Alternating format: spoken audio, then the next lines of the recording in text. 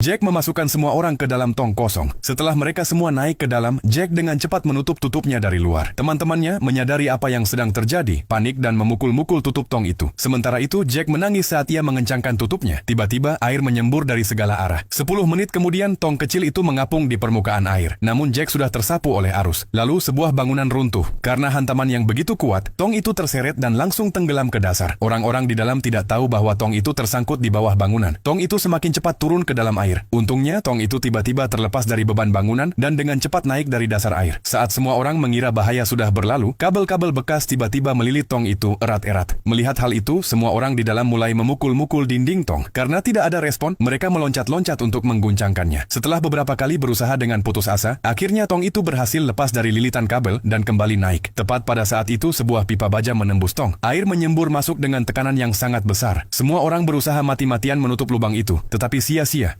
Tekanannya terlalu kuat. Saat mereka hampir kehilangan harapan, tiba-tiba terdengar suara pukulan dari luar pipa. Ternyata itu Jack, dia masih hidup. Dia menendang pipa itu sekuat tenaga. Dan 10 menit kemudian pipa itu longgar lalu terlepas. Tekanan di dalam tong meningkat. Tiba-tiba seorang pria di dalam menggertakkan giginya lalu menghantam lubang itu dengan sekuat tenaga. Jack mencoba meraih lengan pria itu dan berenang ke atas bersamanya. Tetapi tong itu naik terlalu cepat. Jack, yang mulai tenggelam, tidak berhasil memegangnya. Tepat saat ia hampir putus asa, kabel yang menempel pada tong itu tiba-tiba tersangkut di kakinya. Tanpa ada halangan lagi, tong itu melesat ke atas. Dalam waktu kurang dari 5 menit, tong itu berhasil mencapai permukaan. Saat itu, Anna yang berada di dalam melihat kebocoran lain di sisi seberang. Air dengan cepat mengalir masuk, membuat semua orang panik. Dalam waktu kurang dari 10 menit, air sudah naik hingga ke leher mereka. Mereka berjuang dalam keputusasaan. Seorang anak kecil menangis ketakutan tanpa henti. Ketika semua harapan seakan hilang, Jack muncul kembali. Dengan sisa tenaganya, ia memanjat ke atas tong dan dengan paksa membuka tutupnya.